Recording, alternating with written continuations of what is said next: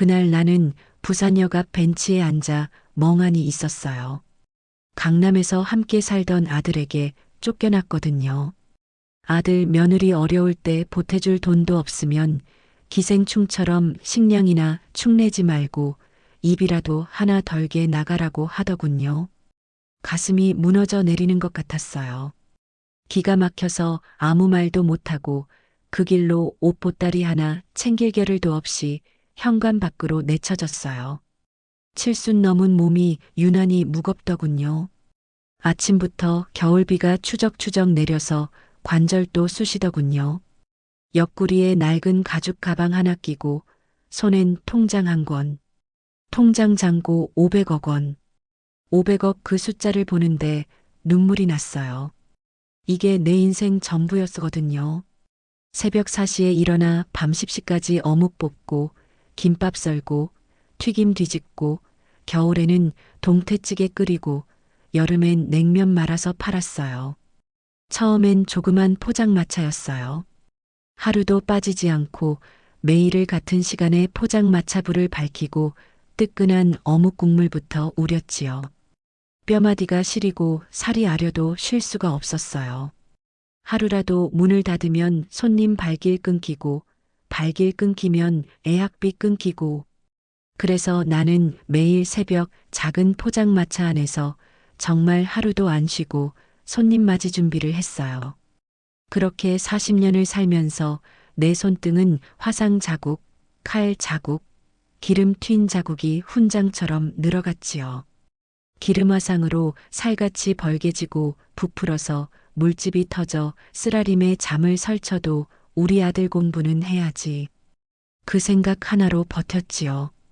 그렇게 모은 돈으로 아들이 대학을 갔고 번듯한 회사에 취직을 했고 여우 같은 색시 얻어서 강남으로 들어가 신혼집도 차렸는데 생각해보면 시작은 40년 전이었어요. 남편 박철수는 공장 노동자였지요. 매일 기름때 묻은 작업복 입고 와서 씻지도 않고 소주부터 따랐어요. 당신이 돈 벌어와. 나는 피곤해. 그게 남편 입버릇이었지요. 나는 새벽 5시에 일어나 시장 가서 재료 사오고 낮엔 식당 설거지 알바하고 저녁엔 떡볶이 노점했어요. 준혁이는 그때 5살이었는데 항상 내 치마 뒤에 매달려 울었지요. 엄마 배고파? 조금만 기다려. 엄마가 떡볶이 남은 거 줄게. 어느 날 남편이 술 취해서 집에 들어오더니 코를 막았어요. 이 집은 맨날 왜 이렇게 냄새가 나? 생선 냄새, 기름 냄새. 진저리 나. 나는 그 말에 가슴이 철렁했어요. 미안해. 내가 환기를. 환기? 당신 몸에서 냄새가 배는데 무슨 환기야. 그날 나는 화장실에 가서 울었어요. 내 옷에서 정말 냄새가 나나 싶어서 코를 옷깃에 대봤지요. 할 말이 없었어요. 냄새가 났거든요. 생선 비린내, 기름 냄새. 그런데 그게 내 생계였는데 남편은 3년 뒤에 교통사고로 세상을 떠났어요. 술 먹고 운전하다가 조문객도 몇 안 되었어요. 텅 빈 장례식장 구석에 준혁이와 나는 밤샘으로 충혈되고 뻑뻑해진 눈가를 비비며 멍하니 앉아 있었지요. 나의 텅 빈 얼굴 초점 없는 시선을 준혁이가 아픈 눈으로 보고 있는 줄도 모르고 그저 멍하니 있었어요. 한참을 뚫어져라 엄마 얼굴만 바라보던 준혁이가 내 손을 꼭 잡고 말했지요. 엄마, 나는 이제 엄마밖에 없어. 그 말을 들은 나는 갑자기 정신이 들었어요. 그래서 그 말 한마디 하나로 버텼어요. 40년을 말이에요. 준혁이가 서영이를 데려온 건 10년 전이었어요. 부산 원룸에 둘이 찾아왔는데 서영이 얼굴이 싸늘하더군요. 어머님, 안녕하세요. 목소리는 공손한데 눈빛이 차가웠어요. 현관문 열자마자 코를 찡그리더라고요. 여기 환기가 안 되나 봐요. 냄새가. 나는 황급히 창문을 열면서 말했지요. 아, 미안해. 아침에 생선 구웠더니. 안 해. 서영이는 소파에도 안 앉고 가방을 무릎에 올려둔 채 바닥에 앉았어요. 준혁이가 어색하게 웃으며 말했지요. 엄마, 서영이가 좀 예민해서 그래. 백화점에서 일해서 향수 냄새에 익숙해가지고 나는 괜찮다고 이해한다고 했어요. 그날 저녁 내가 정성껏 차린 밥상을 보고 서영이가 말했어요. 어머님, 저 다이어트 중이라서요. 샐러드만 먹을게요. 그래, 알았어. 나는 부엌에서 준비한 갈비찜, 생선구이, 잡채를 보며 한숨이 나왔지만 내색하진 않았어요. 그때 준혁이가 부엌으로 들어와 작은 목소리로 말했지요. 엄마, 서영이 집안이 좀 괜찮거든. 서영이 아빠가 자영업 하시는데 잘 돼. 그래. 엄마, 근데 나 결혼하려면 돈이 좀 필요해. 얼마? 5천만 원만 전세 보증금이랑 예물값이. 나는 그 돈을 다음날 바로 내 적금 깨서 줬어요. 결혼식 날 서영이 어머니가 나를 보더니 턱으로 가리키며 친구한테 수군거렸어요. 저게 시어머니래. 반찬 가게 한다던데 옷 좀 봐. 촌스럽게. 그 말이 들렸지만 나는 애써 모른 척했어요. 아들 준혁이만 좋다면. 준혁이가 결혼하고 5년이 지났을 때 준혁이가 말했어요. 엄마, 서울로 올라와. 우리랑 같이 살자. 나는 기뻤어요.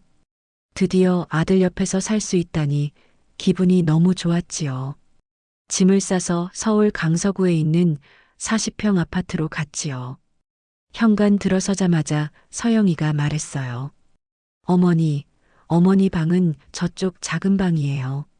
짐은 최소한으로만 두세요. 우리 집 좁거든요. 작은 방은 3평도 안 됐어요. 창문도 작고 옷장 하나 놓으면 끝이었지요. 방이 맞기는 한 건지 의심스러웠지만 나는 괜찮다고 고맙다고 했어요. 첫날 저녁 내가 부엌에서 저녁 준비를 하려는데 서영이가 막았어요. 어머니, 저희는 밖에서 사 먹어요.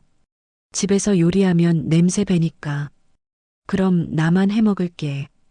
그것도 좀 환기가 잘 안 돼서요. 나는 그날부터 창문도 못 여는 작은 방에서 혼자 편의점 도시락을 먹었어요. 도시락 냄새 난다고 방문도 못 열었어요.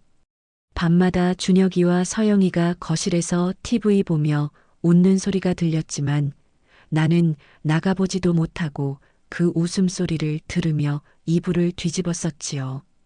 그래도 아들 옆에 있으니까 좋아. 그렇게 스스로를 위로했어요. 나는 부산에서 가져온 낡은 비닐봉지를 옷장 깊숙이 숨겨뒀어요. 그 안에는 낡은 공책과 첫 가게를 열고 그 앞에서 찍은 빛바랜 사진 그리고 잔액 1만 원짜리 통장이 들어 있었지요. 40년 동안 모은 돈. 그런데 40년 동안 모은 돈이 1만 원이냐고요? 그럴 리가 있겠어요? 사실 그 통장에는 500억이 들어 있어요. 부산 해운대 공장 단지 근처의 노점으로 인부들 아침 식사나 간단한 요깃거리로 도시락을 팔아서 모은 돈으로 작은 가게를 차렸어요. 그리고 그 작은 가게에서 반찬도 만들어 팔고 인부들 밥도 지어주면서 악착같이 번 돈으로 창고 같은 공장을 사두었던 땅이 금싸라기가 되었지요. 그래서 그 봉지를 애지중지했어요. 언젠가 아들에게 보여줘야지 하면서 말이에요. 그런데 정신이 번쩍 날 만큼 뒤통수가 얼얼할 정도로 충격적인 일이 생겼어요. 어느 날 서영이가 친구들이랑 거실에서 수다를 떨었어요. 나는 작은 방에 있었는데 문틈으로 소리가 들렸지요. 너네 시어머니는 어때? 우리 시어머니? 돈은 좀 있으신데 간섭이 심해서 짜증나. 서영이가 웃으며 말했어요. 우리 시어머니는 돈도 없어. 부산에서 반찬 가게 했는데 그게 뭐 돈이 되겠어. 그럼 왜 모시고 살아? 준혁이가 효자라서. 나는 솔직히 불편한데 뭐 어쩌겠어. 참아야지. 나는 그날 밤 이불을 적셨어요. 돈도 없다고 했을 때보다 참는다는 말이 더 아팠거든요. 다음 날 며느리가 그런 생각을 할 정도로 내가 너무 인색했나 싶은 생각에 며느리 옷이라도 한 벌 사주면서 오해를 풀어야겠다고 생각했지요. 그래서 아침 대바람부터 은행으로 찾아갔어요. 그런데 말이에요. 그날 나는 은행에 갔다가 진실을 알아버렸어요. 우연히 VIP 창구 앞을 지나가는데 익숙한 목소리가 들렸거든요. 아니, 이게 말이 돼요? 5억이 어떻게 한 달 만에 날아가요? 내 아들 박준혁, 45살, 중견 건설회사 부장, 며느리 최서영도 옆에 있었어요. 42살, 백화점 명품관 판매팀장. 둘이 대출 상담사한테 머리 조아리고 있더라고요. 재발유 연장 좀 해주세요. 어머니한테 돈 받으면 바로 갚을게요. 그 순간 내 심장이 멎는 줄 알았어요. 어머니한테 돈 받으면이라고? 나는 유리 뒤에 숨어서 계속 들었지요. 며느리가 울먹이며 말했어요. 시어머니 부산에서 반찬 가게 하는데요. 그 가게 담보 잡으면 될 것 같아요. 아니면 가게를 팔아서라도. 아들놈이 이어받았어요. 오늘 집에 가서 한번 설득해 볼게요. 우리 엄마 바보라서 제가 좀 불쌍한 척하면 다 줘요. 상담사가 난처해하며 말했지요. 그럼 일단 이번 달만 이자만 갚으시고 어머님 설득해 보세요. 네. 나는 그 자리에서 비틀거리다가 겨우 은행 밖으로 나왔어요. 하늘이 노랗게 보이더라고요. 바보라서 다 준다고? 설득해 본다고? 비가 내 뺨을 타고 흘렀는지 눈물이 흘렀는지 모르겠더군요. 그때 내 핸드폰이 울렸어요. 엄마, 나 준혁이야. 목소리가 얼마나 밝던지. 그래. 엄마, 이따 저녁에 봐요. 엄마랑 오랜만에 같이 밥 먹고 싶어서요. 밥 먹고 싶어서가 아니라 돈이 필요해서겠지. 나는 그날 저녁이 되기까지 작은 방 천장을 보면서 생각했어요. 내가 뭘 잘못했나? 내가 너무 쉽게 준 걸까? 그날 저녁이었어요. 저녁 먹자던 아들 내외는 현관문을 급하게 여는 듯 삐삐삐삐 비밀번호를 몇 번이고 틀리더니 겨우 열고 들어왔어요. 그리고 내가 있는 방문을 벌컥 열더니 엄마 돈 좀 모아둔 거 있지? 하는 거예요. 내가 돈이 어딨어.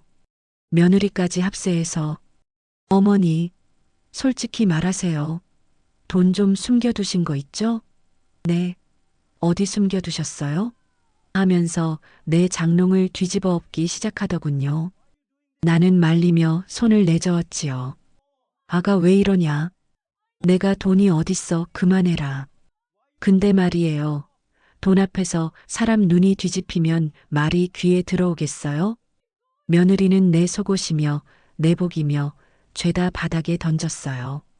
내가 평생 바느질해가며 버틴 것들을 마치 벌레 옮기듯. 그리고 결국 그 손에 잡히고 말았지요. 검은 비닐봉지. 이거 뭐야? 맨날 보물단지처럼 끼고 살던 거. 여기 뭐 금덩이라도 들었어요? 내 심장이 쿵 내려앉았어요. 안 돼. 그건 건드리지 마라. 나도 모르게 소리가 커졌어요.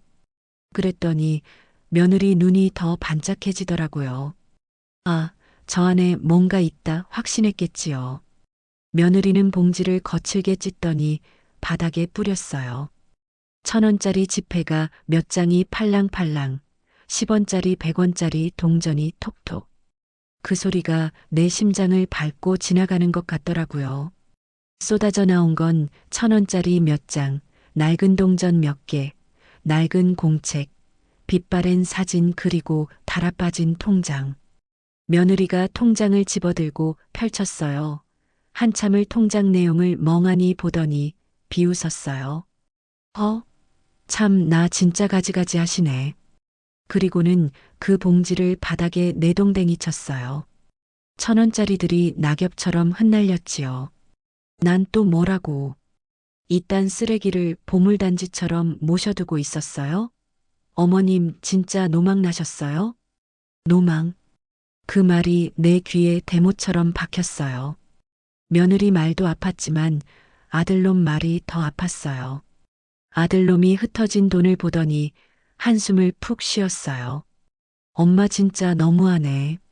아들 죽는다는데 돕지는 못할 망정. 이깟 쓰레기나 모으고 있어? 우리가 그렇게 우스워?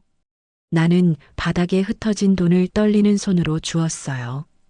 1,000원짜리 한 장이 내 손가락에 달라붙는데 이상하게도 뜨겁더라고요. 그때 며느리가 선언했어요. 여보, 답 없어. 이 집 내놓고 전세로 옮기자. 그리고 어머니는 요양병원으로 모시든지. 난 더는 이 냄새 맡으면서 못 살아. 스트레스 받아서 암 걸릴 것 같아. 아들놈이 잠시 망설이더니 결국 고개를 끄덕였어요. 그래, 그게 낫겠다. 우리 코가 석자인데 누굴 챙겨. 엄마, 짐 싸. 그 순간 내 속에서 뭔가 툭 끊어졌어요.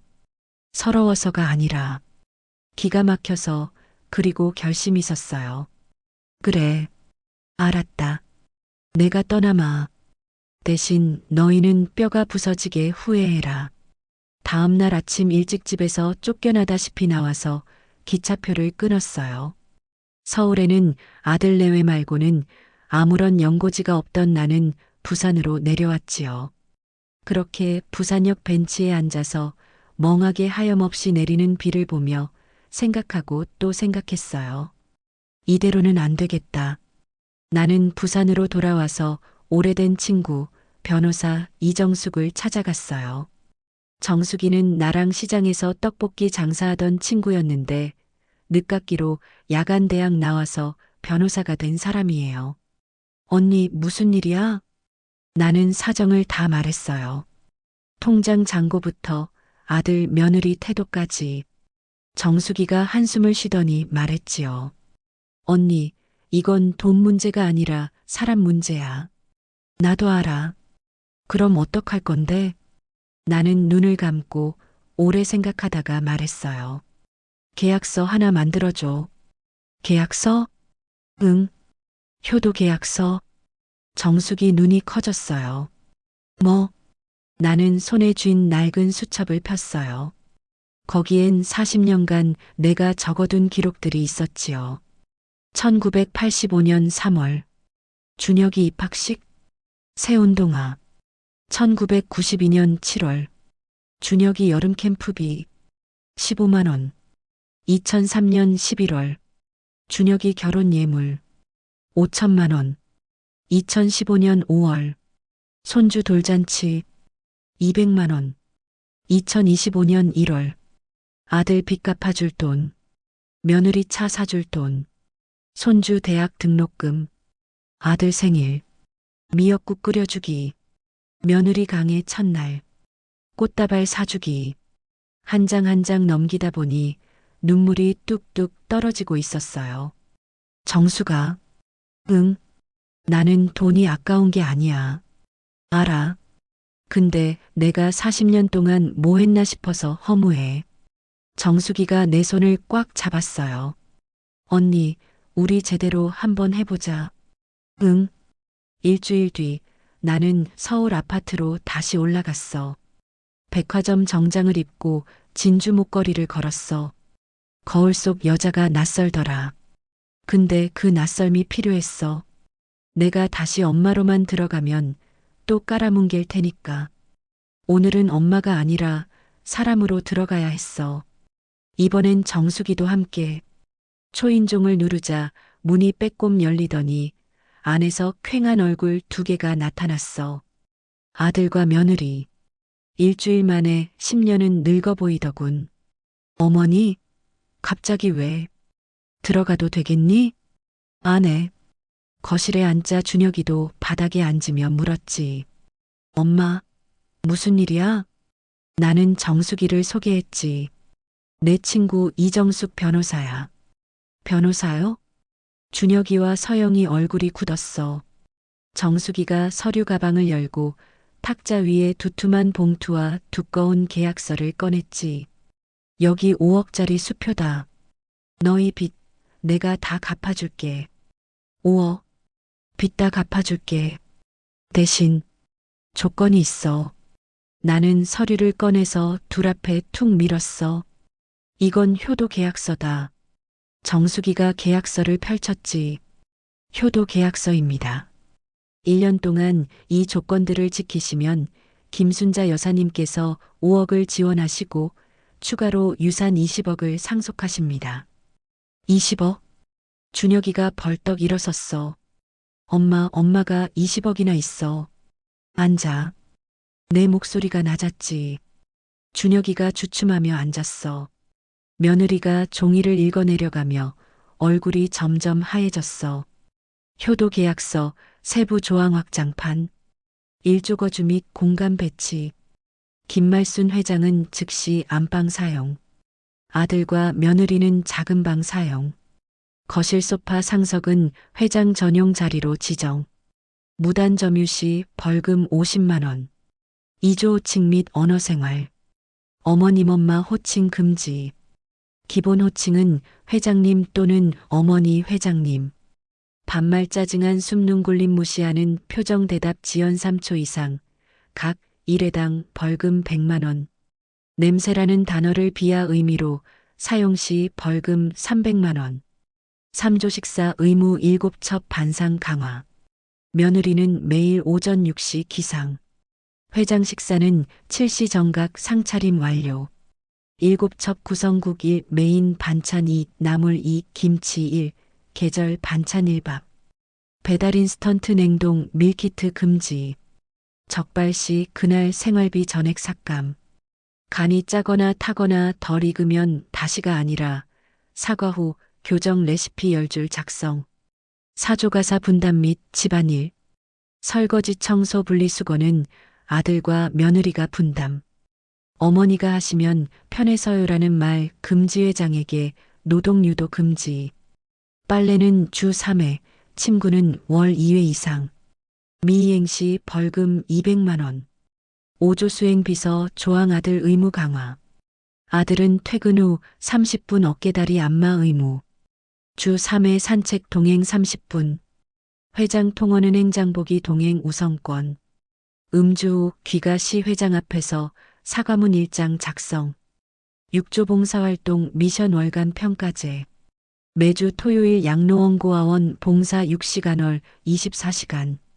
봉사 종류는 회장 지정 설거지, 청소, 기저귀 보조, 배식, 말벗, 목욕 보조, 연탄 나르기. 불참 시 그달 생활비 70% 삭감. 2회 누적 시 지원금 즉시 회수 절차 개시. 7조 냄새 교육 특약 사이다 핵심. 된장김치국밥 등 전통 음식 냄새 비하 금지. 매월 1회 어머니가 만든 음식을 들고 회사 학교 동료에게 나눔 최소 10명. 나눔 후 받은 반응을 감사 기록지로 제출. 미이행 시 벌금 300만 원. 8조 재무 교육 및 빚 청산 프로그램. 아들은 매주 일요일 밤 9시 회장 앞에서 가계부 보고 수입 지출빚 상황.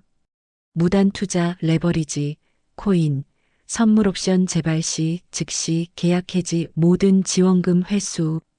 구조 공개 사과 조항 체면 사이다. 첫 달 내로 아들과 며느리는 아파트 경비실 및 이웃 3가구에 어머니께 무례했다는 공식 사과 및 작은 선물 과일떡 전달. 체면을 이유로 거부 시 벌금 500만 원. 10조 CCTV 및 효도 점수. 집안 공용 공간 CCTV 설치. 김 변호사가 월 1회 평가 효도 점수 100점 만점. 70점 미만이면 다음 달 지원금 50% 삭감. 50점 미만이면 지원금 0원, 봉사시간 2배. 그리고 마지막 제11조. 계약 파기. 이 계약을 거부하거나 1년 내 3회 이상 중대한 위반 시 김순자 여사의 전 재산은 사회에 기부되며 박준혁, 최서영은 어떠한 상속도 받지 못함. 거실이 얼어붙었어. 준혁이가 떨리는 목소리로 물었지. 엄마가 정말 20억이나 있어? 500억? 부산에서 40년 장사했어. 너 대학 보내고 결혼시키고 그래도 남았어. 서영이가 눈물을 흘렸어. 어머님, 왜 진작 말씀 안 하셨어요? 말했으면 너희가 나를 사람으로 받겠니? 서영이가 할 말을 잃었어. 500억 다 준다는 거 아니야. 딱 너희 빚만 갚아줄 거야. 남는 건 냄새 안 나는 곳, 고아원이랑 양로원에 몽땅 기부하고 갈 테니까. 그 순간 며느리 비명이 천장을 뚫었어. 안 돼요. 어머님, 그 돈이면 우리 빚 다 갚고도. 서명하면 5억 빚 갚아주고 1년 후 20억 준다. 거부하면 나는 이 집 나가고 내 돈은 다 사회에 기부한다. 며느리가 종이를 다 읽고는 목소리가 기어 들어갔지. 어머님 아니, 회장님, 이건 너무. 나는 자리에서 벌떡 일어났어. 싫으면 말하라. 나는 이 돈 들고 실버타운 가서 편하게 살란다. 너희는 알아서 해라. 경매든 감옥이든. 내가 현관 쪽으로 몸을 돌리자 아들놈이 비명을 질렀어. 합니다. 무조건 할게요. 그리고 며느리 등짝을 탁 치더군. 아, 지금 가릴 때야.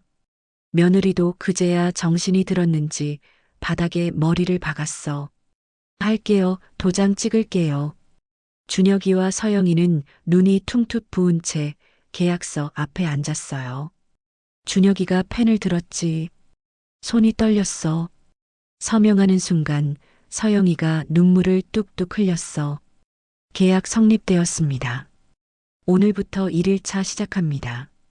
정숙이가 서류를 챙기며 말했지요. 어머님 죄송해요. 사과는 행동으로 해. 그렇게 계약이 성립됐어.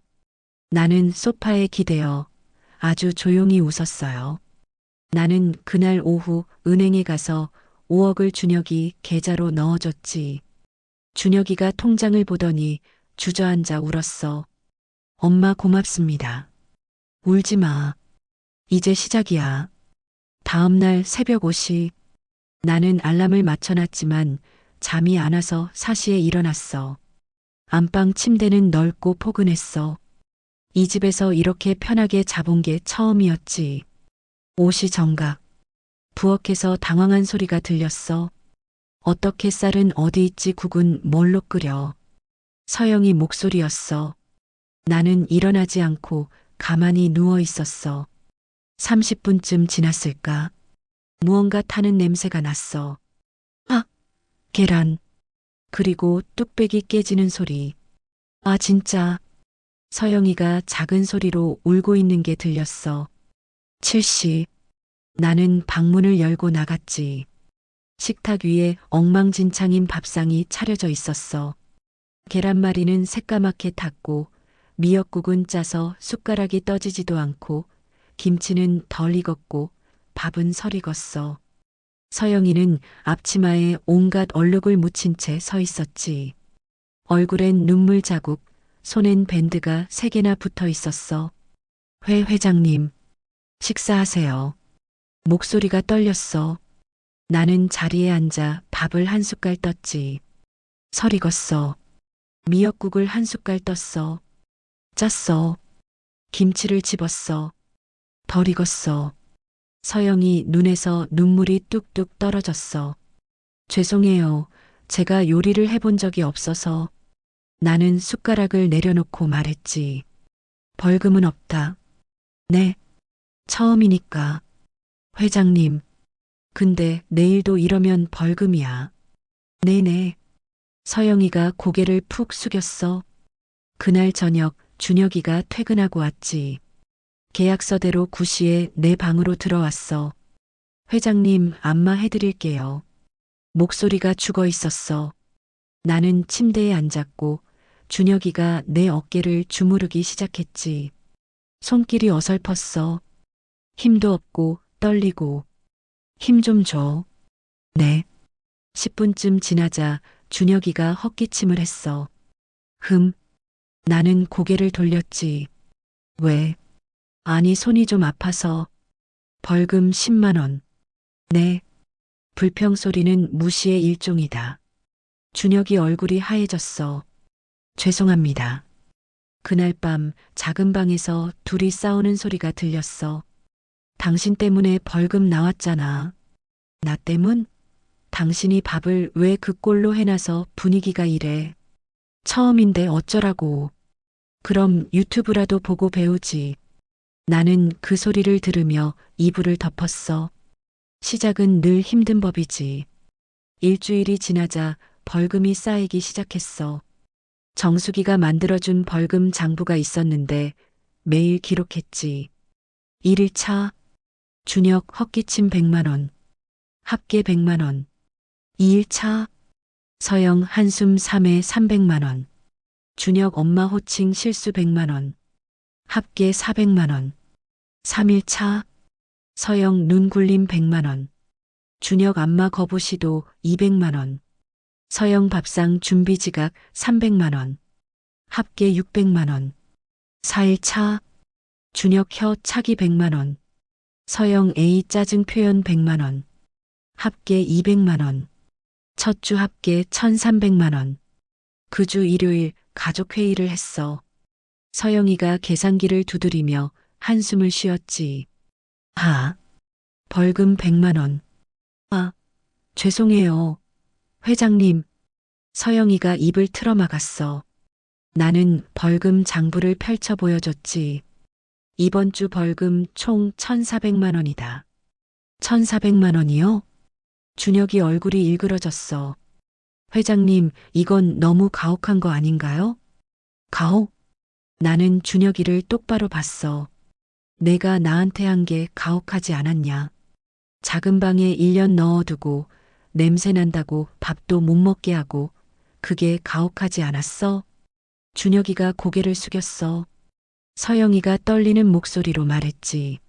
알겠습니다. 더 조심할게요. 그날 밤 작은 방에서 서영이가 혼자 중얼거리는 소리가 들렸어. 한숨도 못 쉬고 살라는 거야? 진짜 숨이 막혀. 나는 그 말을 듣고 가슴이 찔렸어. 근데 참았지. 숨이 막히는 게 뭔지 이제야 알겠니? 나는 40년 동안 그렇게 살았거든.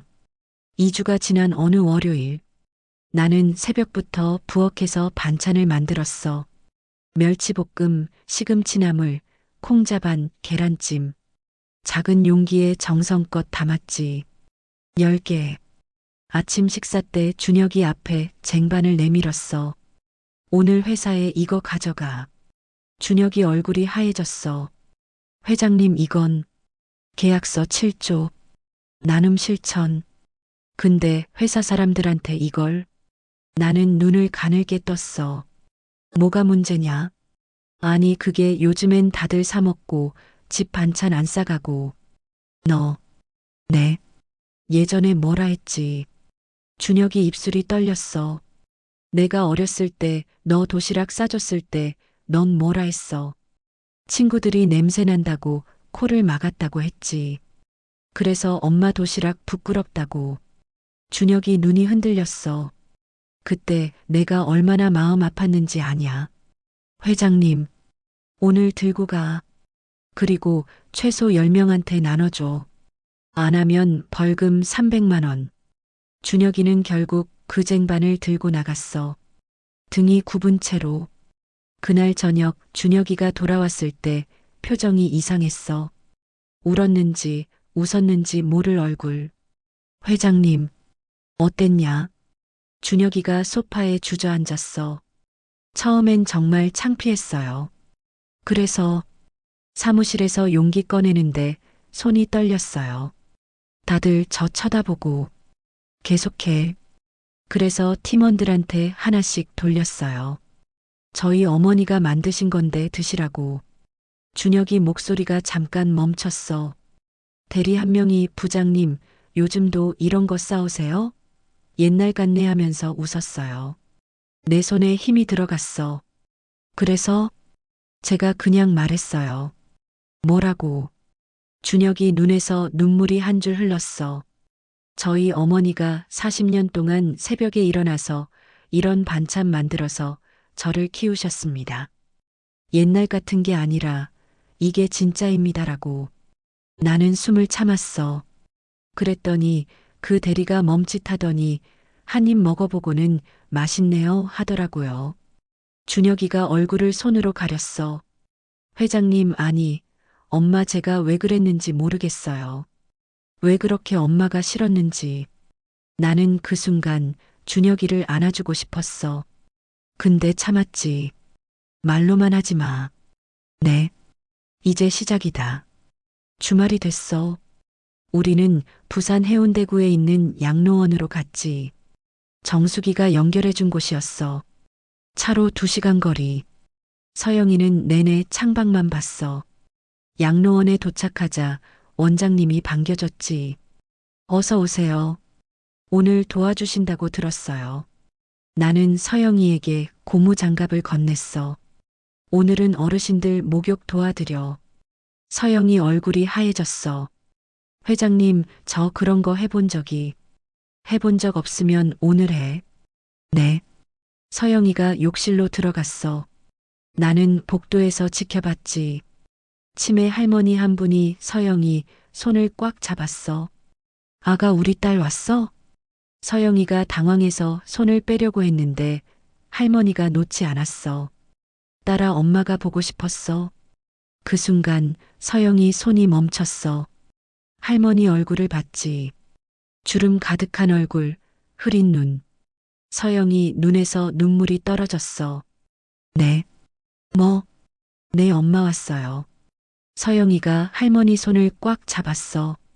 그리고 조심스럽게 할머니 등을 닦아드리기 시작했지.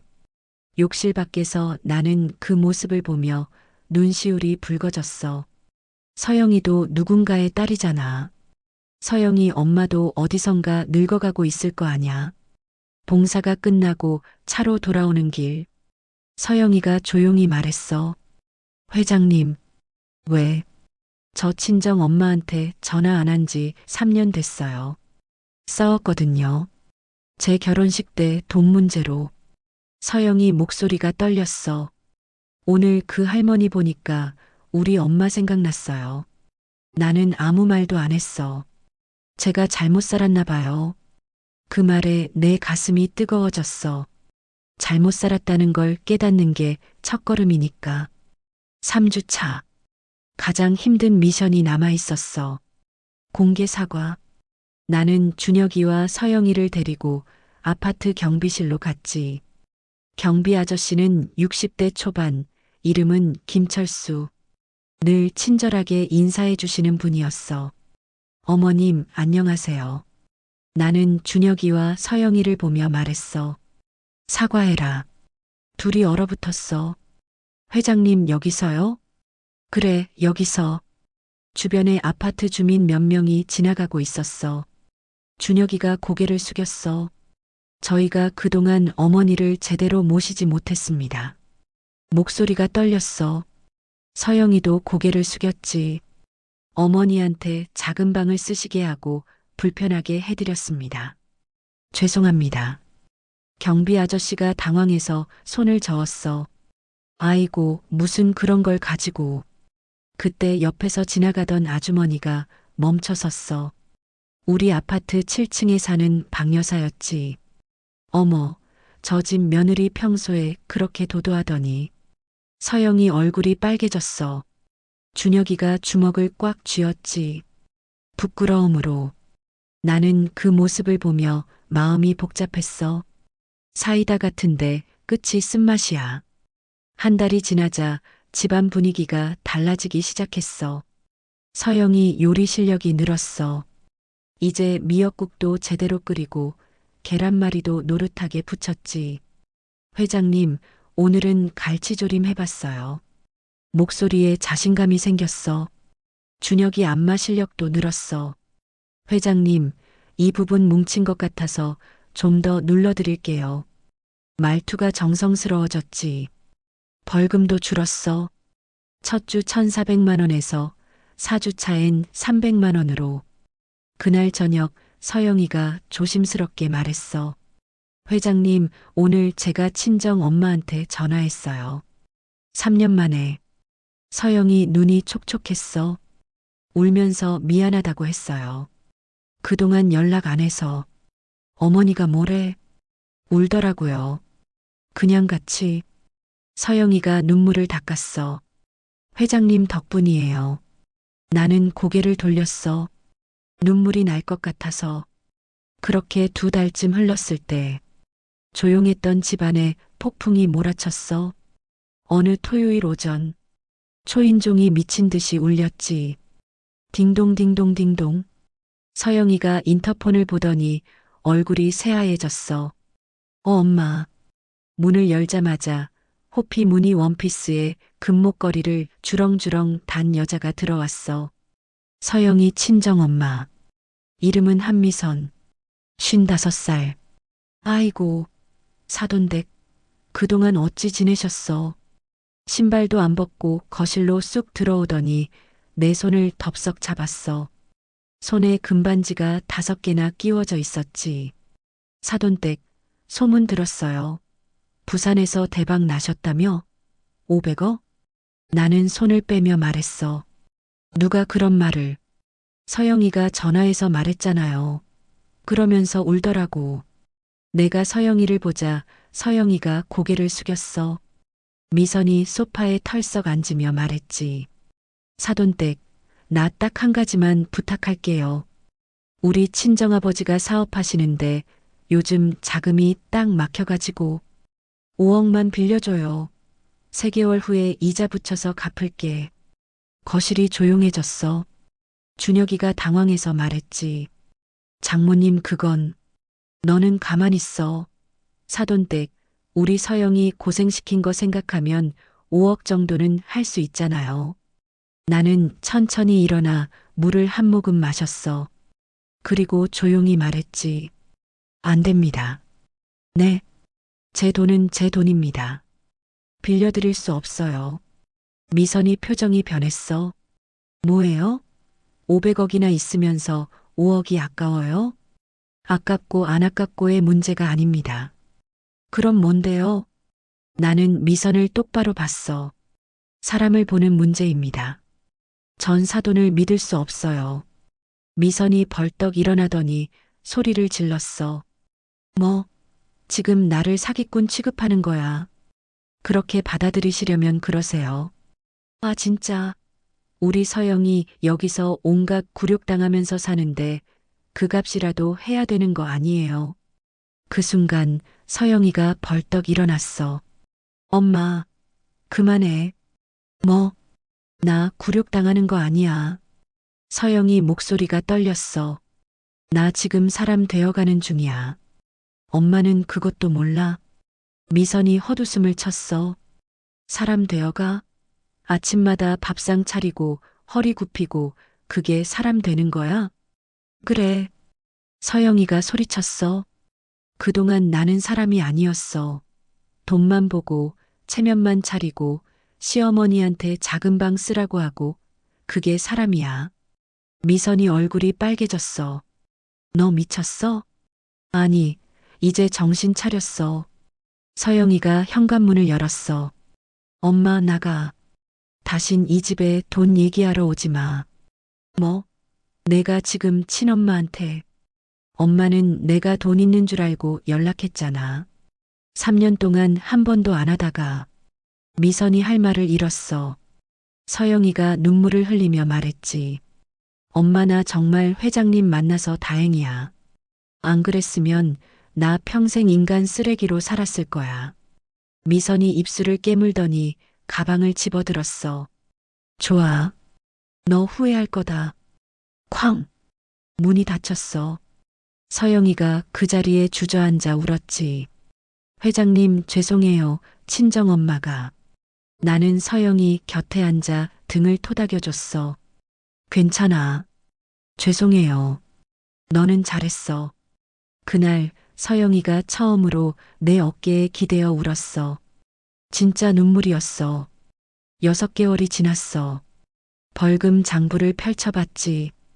1개월 총 1,480만 원, 2개월 총 820만 원, 3개월 총 180만 원, 4개월 총 90만 원, 5개월 총 40만 원 6개월 총 10만 원. 숫자가 줄어드는 게 보였어. 근데 중요한 건 숫자가 아니었지. 어느 날 아침 서영이가 밥상을 차리며 말했어. 회장님, 오늘 된장찌개 간이 딱 맞는 것 같아요. 웃고 있었어. 진짜 웃음이었어. 돈 때문이 아니라 자신이 잘한 게 기쁜 웃음. 준혁이도 변했어. 안마를 하면서 말하더라. 회장님, 요즘 제가 회사에서 후배들한테 반찬 나눠주는 게 재밌어요. 그래. 네. 처음엔 창피했는데 요즘엔 자랑스러워요. 우리 엄마가 이렇게 키워주셨다는 게 내 가슴이 뜨거워졌어. 7개월째 되던 어느 날, 서영이가 조심스럽게 말했어. 회장님 말씀드릴 게 있어요. 뭔데? 저 임신했어요. 나는 손에 든 찻잔을 내려놓았어. 정말? 네. 8주 됐어요. 서영이 눈이 촉촉했어. 회장님, 이 아이는 제대로 키우고 싶어요. 회장님처럼. 나는 서영이를 꼭 안아줬어. 그래, 잘 키워라. 그날 밤 준혁이가 내 방에 왔어. 회장님, 아니, 엄마. 왜? 이제 엄마라고 불러도 돼요? 나는 준혁이를 봤어. 6개월 전과는 다른 눈빛이었어. 돈을 보는 눈이 아니라 사람을 보는 눈. 응, 엄마. 준혁이가 무릎을 꿇고 내 손을 잡았어. 엄마, 정말 죄송했어요. 그동안. 알아. 엄마가 얼마나 힘드셨는지 이제야 알 것 같아요. 준혁이가 울었어. 40대 중년 남자가 아이처럼 울었어. 나도 울었지. 40년을 참았던 눈물이 쏟아졌어. 1년이 됐어. 나는 가족들을 거실에 불러 모았어. 정수기도 함께 왔지. 오늘로 계약 기간 1년이 끝났다. 준혁이와 서영이가 긴장한 얼굴로 앉아 있었어. 약속대로 유산 이야기를 해주마. 나는 서류 봉투를 꺼냈어. 이게 뭐냐면 봉투를 열자 기부 증서가 나왔지. 김순자 교육재단 설립 출연금 480억 원. 480억을 기부하셨어요? 준혁이가 숨을 삼켰어. 왜요? 내 돈이니까. 서영이가 고개를 끄덕였어. 잘하셨어요, 회장님. 그 돈은 회장님 거예요. 회장님 마음대로 쓰셔야죠. 준혁이도 말했지. 엄마, 저희는 이제 저희 힘으로 살 수 있어요. 나는 눈물이 났어. 이 아이들이 정말 변했구나. 그래도 너희한테 줄 게 있다. 나는 두 번째 봉투를 꺼냈어. 통장 한 권. 이건 너희 몫이다. 20억. 회장님, 손주 키우는 데 쓰고 너희 미래를 위해 쓰거라. 그리고 나는 낡은 수첩을 꺼냈어. 그리고 이건 수첩을 펼치자 40년 기록이 나왔지. 서영이가 수첩을 받아들고 읽기 시작했어. 1983년 5월. 준혁이 첫 운동회. 김밥 10줄. 1995년 3월. 준혁이 고등학교 입학. 교복값 35만 원. 2010년 11월. 준혁이 결혼. 축의금 5천만 원. 2015년 4월. 며느리 생일. 케이크 3만 원. 한 장 한 장 넘기던 서영이가 울음을 터뜨렸어. 회장님, 이게 다 내 인생이다. 준혁이도 수첩을 보더니 울었어. 엄마, 저희가 정말. 나는 계약서를 꺼내 찢어버렸어. 쭉. 이제 계약은 없다. 이제부터는 진짜 가족으로 살자. 그날 우리는 오래 안고 울었어. 2년이 지났어. 우리는 부산 해운대로 이사를 왔어. 바다가 보이는 작은 주택. 준혁이가 부산지사로 발령받아서 마당에는 텃밭이 있고 거기서 상추랑 고추를 키워. 손녀 박하은이가 태어났어. 이제 돌이 지났지.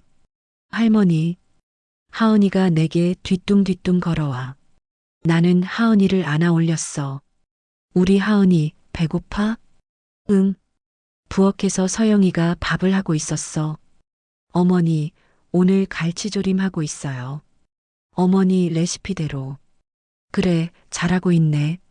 준혁이가 퇴근해서 들어왔어. 엄마, 저 왔어요. 어서 와. 오늘 회사에서 후배들한테 엄마 김치 나눠줬어요. 다들 맛있다고 난리였어요.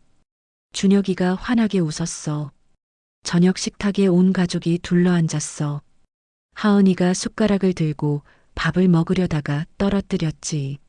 아!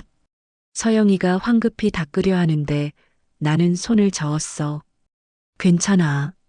아이가 원래 그런 거지. 어머니 감사해요. 예전 같았으면 제가 짜증냈을 텐데. 서영이가 씁쓸하게 웃었어. 저녁을 먹고 난 뒤 나는 마당 벤치에 앉아 있었어. 바다에서 불어오는 바람이 시원했지. 준혁이가 옆에 와서 앉았어. 엄마, 응, 행복해? 나는 하늘을 봤어. 별이 참 많더라. 응, 행복해. 엄마, 그때 계약서 만든 거 정말 잘한 것 같아. 안 그랬으면 우리 진짜 끝까지 못된 인간으로 살았을 거야. 나는 준혁이 손을 잡았어. 너희가 변해줘서 고마워. 엄마가 포기 안 해줘서 고마워. 그날 밤 서영이가 내 방에 찾아왔어. 하은이를 안고. 어머니, 잠깐 이야기해도 될까요? 그래, 앉아. 서영이가 침대 끝에 앉더니 한참을 망설이다가 말했어. 어머니, 제가 사실 말씀드릴 게 있어요. 뭔데? 저 처음에 계약서 받았을 때 정말 화났었어요. 알아. 복수하는 것 같아서, 굴욕 주려는 것 같아서. 서영이 목소리가 떨렸어. 근데 시간이 지나면서 알겠더라고요. 뭘? 어머니가 우릴 살리려고 하신 거였다는 거요.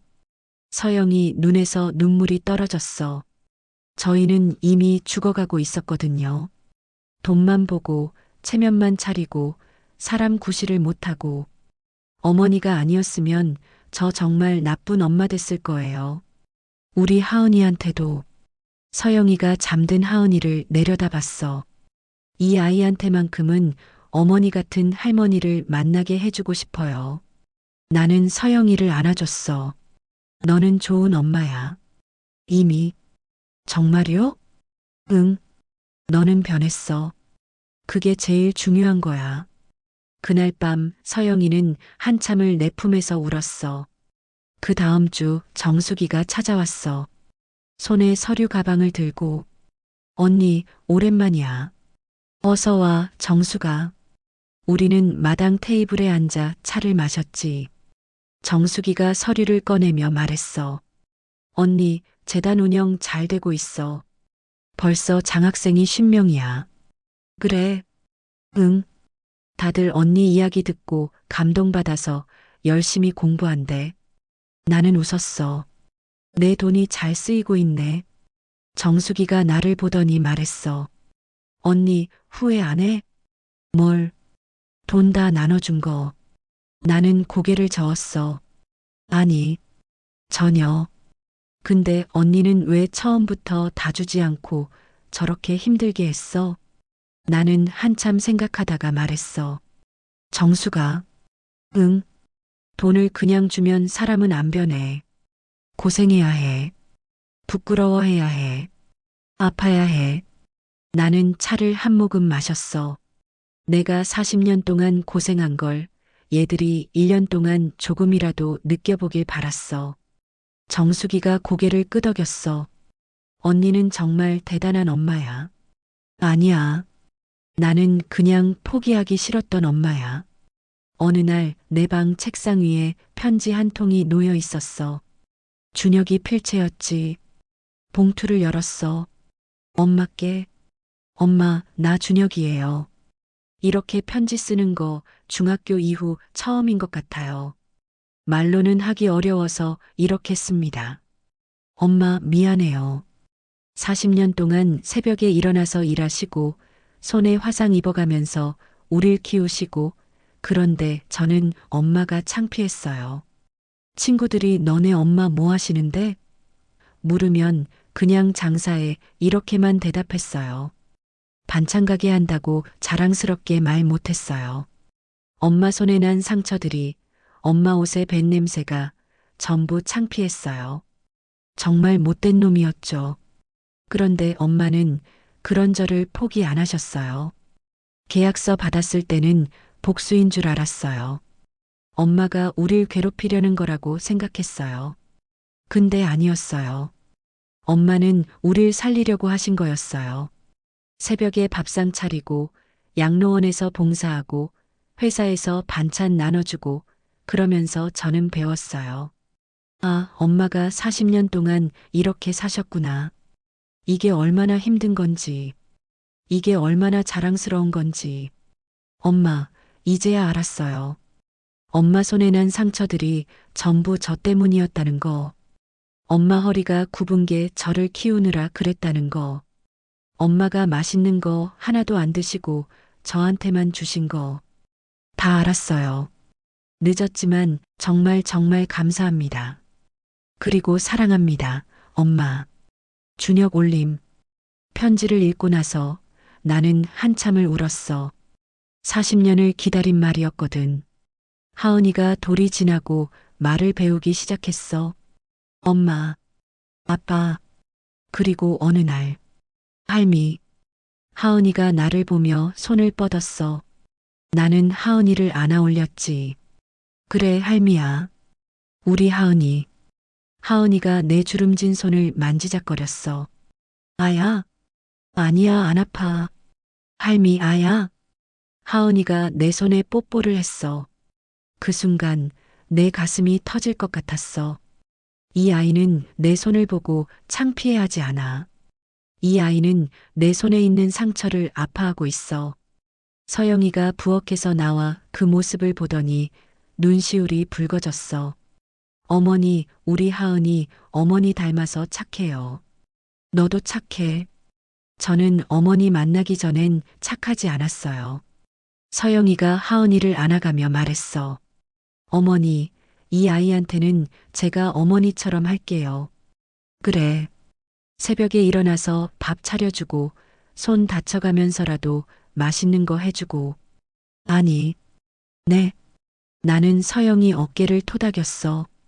너는 그럴 필요 없어. 하지만 너는 너만의 방식으로 사랑해줘. 엄마가 행복해야 아이도 행복해. 서영이가 눈물을 흘렸어. 감사합니다, 어머니. 3년째 되던 해. 나는 결심했어. 다시 시작할까봐. 뭐려, 어머니? 반찬 가게. 준혁이와 서영이가 놀란 얼굴로 나를 봤어. 어머니, 이제 편히 쉬셔야죠. 쉬는 게 답답해. 나는 일할 때가 제일 행복해. 나는 해운대 시장 근처에 작은 가게를 얻었어. 순잔의 반찬, 간판을 달았지. 서영이가 주말마다 와서 도와줬어. 어머니, 이 멸치볶음 간 좀 봐주세요. 조금만 더. 네. 손님들이 하나둘씩 오기 시작했어. 사장님, 여기 된장찌개 맛있다며? 한번 드셔보세요. 장사가 잘 됐어. 돈을 벌려고가 아니라 사람들을 만나는 게 좋아서. 어느 날 젊은 여자 손님이 왔어. 대학생처럼 보였지. 사장님, 여기 김치 유명하다고 들었어요. 그래요? 한번 드셔보세요. 그 학생이 김치를 맛보더니 눈이 커졌어. 와, 진짜 맛있어요. 우리 엄마 김치 맛이에요. 그래. 네. 엄마가 시골에 계신데 요즘 자주 못 가뵈어서. 학생 눈에 눈물이 고였어. 이거 먹으니까 엄마 생각나요. 나는 김치를 더 담아줬어. 이거 가져가. 서비스야. 네. 정말요? 응. 엄마한테 전화해. 자주. 학생이 고개를 꾸벅 숙이고 나갔어. 그 모습을 보며 생각했지. 모든 자식이 나쁜 건 아니야. 다만 때로는 깨달음이 필요할 뿐이야. 5년이 흘렀어. 하은이는 이제 6살. 유치원에 다녀. 어느 일요일 우리는 해운대 백사장에 나갔어. 가족 사진을 찍기로 했지. 자, 다 모이세요. 사진사 아저씨가 소리쳤어. 나는 가운데에 앉고 양옆에 준혁이와 서영이, 앞에 하은이가 앉았어. 하나, 둘, 셋. 찰칵. 사진이 찍혔어. 사진을 받아보니 우리 모두 웃고 있었어. 진짜 웃음이었어. 준혁이 얼굴엔 주름이 조금 늘었지만 눈빛이 따뜻했어. 서영이 얼굴엔 화장기가 옅었지만 미소가 환했어. 하은이는 두 손을 들고 깔깔 웃고 있었어. 그리고 나는 처음으로 행복한 얼굴을 하고 있었어. 40년 만에 어느 날 반찬 가게에 중년 여자가 찾아왔어.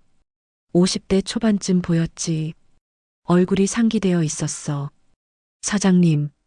네, 어서 오세요. 혹시 김순자 사장님 맞으세요?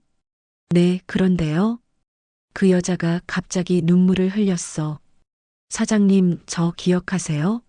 10년 전에 부산 서면에서 떡볶이 장사하실 때 나는 그 여자를 자세히 봤어.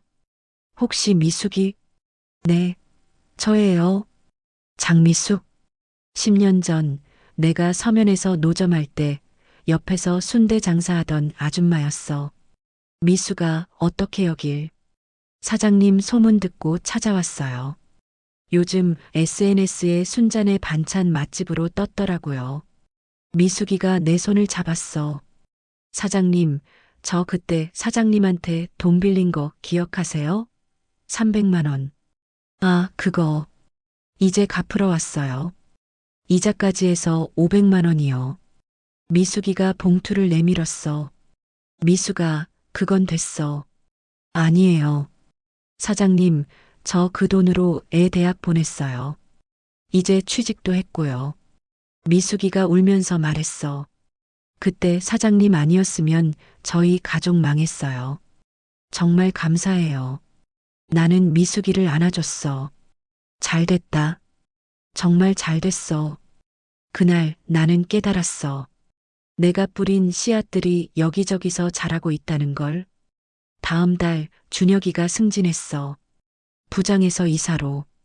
저녁에 집에 왔을 때 준혁이 얼굴이 환했어. 엄마, 나 승진했어. 그래, 축하한다. 엄마, 근데 말이야. 준혁이가 내 옆에 앉았어. 이번 승진 면접 때 임원들이 물어봤어. 준혁 씨 강점이 뭡니까? 라고. 그래서 나 말했어. 저는 새벽 5시에 일어날 수 있습니다. 그리고 누구한테든 진심으로 감사할 줄 압니다. 제 어머니한테 배웠습니다라고. 준혁이 눈이 반짝였어.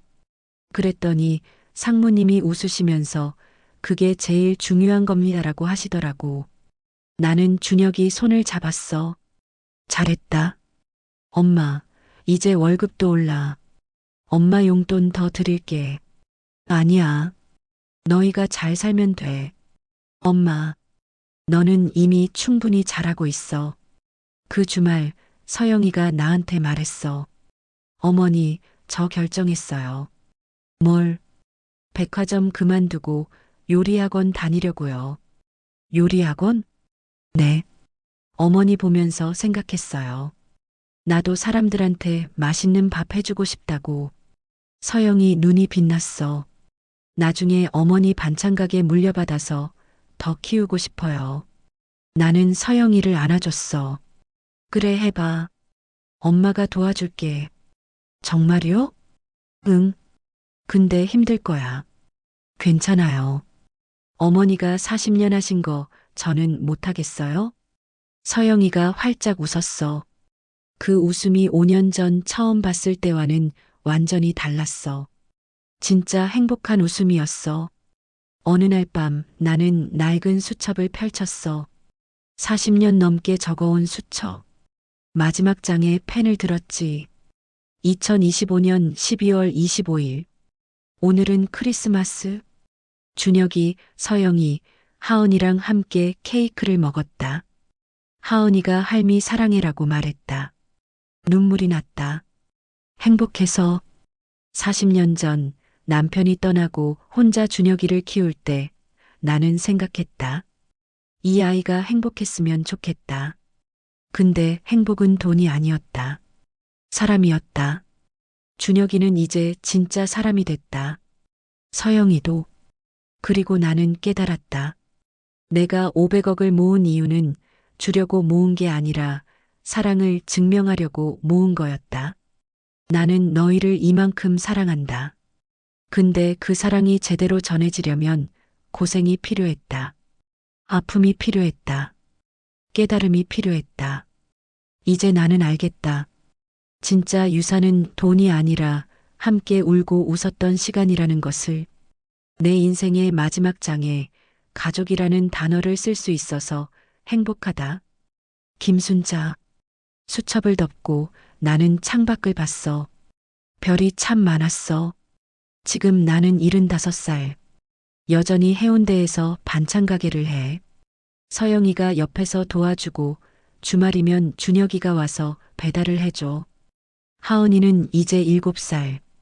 학교에서 돌아오면 가게로 와서 숙제를 해. 할미, 나 오늘 받아쓰기 100점 맞았어. 진짜? 우리 하은이 최고다. 저녁이면 우리는 함께 밥을 먹어. 작은 식탁이지만 웃음소리로 가득해. 엄마, 이거 드세요. 하은이가 골랐어요. 고기 제일 큰 거로. 서영이가 내 앞치마 끈을 다시 묶어주며 말해. 어머니, 내일 새로 나온 레시피 같이 해봐요. 그래, 같이 하자. 준혁이가 설거지를 하면서 말해. 엄마, 다음 주에 회사 사람들 우리 가게 데려올게. 회식하기로 했거든.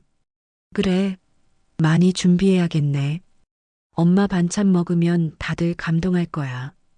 하은이가 내 무릎에 앉아 말해. 할미, 나 커서 할미처럼 요리사 될 거야. 그래, 우리 하은이 멋지다. 근데 할미. 왜? 할미 손에 있는 이거 아프지 않아? 하은이가 내 손등에 오래된 상처를 만졌어. 이제 안 아파. 정말? 응. 할미가 사랑하는 사람들이랑 있으면 안 아파. 하은이가 내 손에 뽀뽀를 했어. 그 순간 나는 깨달았어. 내 인생이 헛되지 않았다는 것을. 40년의 고생이, 5년의 계약이, 모든 눈물과 아픔이 이 순간을 위한 거였다는 것을. 창밖으로 해가 지고 있었어. 오렌지빛 노을이 바다를 물들였지. 나는 가족들을 바라보며 생각했어. 검은 비닐봉지 속에 숨긴 건 돈이 아니었어. 낡은 수첩 속에 담긴 건 숫자가 아니었어. 전부 사랑이었어. 그리고 그 사랑은 이제 제대로 전해졌어. 서영이가 설거지를 마치고 나와 말했어. 어머니, 이제 좀 쉬세요. 제가 마무리할게요. 괜찮아. 같이 하자. 어머니, 항상 감사해요. 나도 고마워. 너희가 있어서. 준혁이가 거실에서 소리쳤어. 엄마, 뉴스 보세요. 엄마가 세운 장학재단이 방송 나왔어요. TV에서 앵커가 말하고 있었어. 김순자 장학재단은 지난 5년간 200명의 학생을 지원했으며 나는 TV를 보다가 웃음이 났어. 나 유명해졌네. 하은이가 TV를 보며 말했어. 할미가 TV 나왔어. 할미 대단해. 대단한 게 아니야. 그냥 해야 할 일을 한 거지. 나도 커서 할미처럼 될 거야. 나는 하은이를 안아 올렸어. 그래, 우리 하은이는 할미보다 더 멋진 사람이 될 거야. 밤이 깊어갔어. 하은이는 내 품에서 잠들었고 준혁이와 서영이는 소파에서 조용히 이야기를 나눴어. 나는 하은이를 안은 채 창밖을 봤어.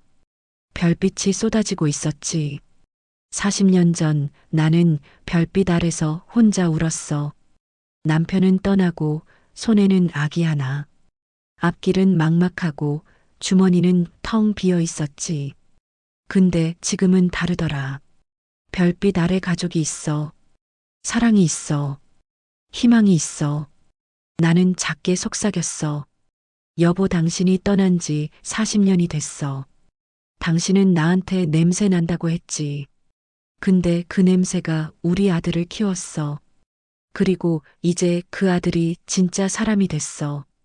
여보, 이제 나는 행복해. 당신도 거기서 행복했으면 좋겠어. 바람이 불어와 커튼을 흔들었어. 마치 대답하는 것처럼. 나는 하은이를 방에 눕히고 내 방으로 갔어. 침대에 누워 천장을 봤어. 내 인생 나쁘지 않았어. 힘들었지만 후회는 없어. 사랑했고 사랑받았으니까. 눈이 감겼어. 편안한 잠이었어. 10년 후, 순잔의 반찬은 부산에서 가장 유명한 반찬 가게가 됐어. 서영이가 운영하고 하은이가 주말마다 와서 도와줘. 하은이는 이제 17살. 요리사의 꿈을 키우고 있지. 엄마, 할머니 레시피 노트 어디 있어? 서랍에 있어. 조심히 다뤄. 응. 오늘 할머니가 제일 자랑스러워 하시던 김치찌개 만들 거야. 서영이가 딸의 뒷모습을 보며 웃었어. 어머니, 잘 보고 계시죠? 가게 한쪽 벽에는 액자가 걸려 있었어. 85세의 김순자가 손주 하은이와 함께 웃고 있는 사진. 그 아래 작은 글귀. 사랑은 돈이 아니라 함께한 시간이다. 마이너스 김순자. 그날 저녁 준혁이가 가게에 들렀어. 이제 55살. 머리에 흰머리가 많아졌지만 얼굴에는 평온함이 있었어. 벽에 걸린 어머니 사진 앞에 섰어. 엄마. 서영이가 남편 옆에 섰어. 오늘도 손님이 많았어. 어머니 된장찌개 레시피로 만든 거 완판됐어. 그래. 준혁이가 사진 속 어머니를 보며 작게 웃었어. 엄마 고마워요. 그때 계약서 없었으면 우린 끝까지 사람이 못 됐을 거야. 서영이가 남편 손을 잡았어. 어머니는 항상 우리 곁에 계셔. 우리가 숨 쉴 때마다, 누군가를 사랑할 때마다. 그날 밤, 준혁이는 어머니가 남긴 마지막 편지를 다시 꺼냈어. 수십 번 읽었지만 읽을 때마다 눈물이 났어. 편지 마지막 줄. 준혁아, 엄마는 행복했어. 너희와 함께한 10년이 엄마의 전부였어. 창밖으로 별이 빛나고 있었어.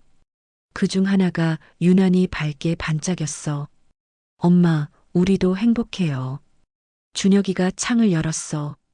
바람이 불어왔어. 따뜻한 바람이었어.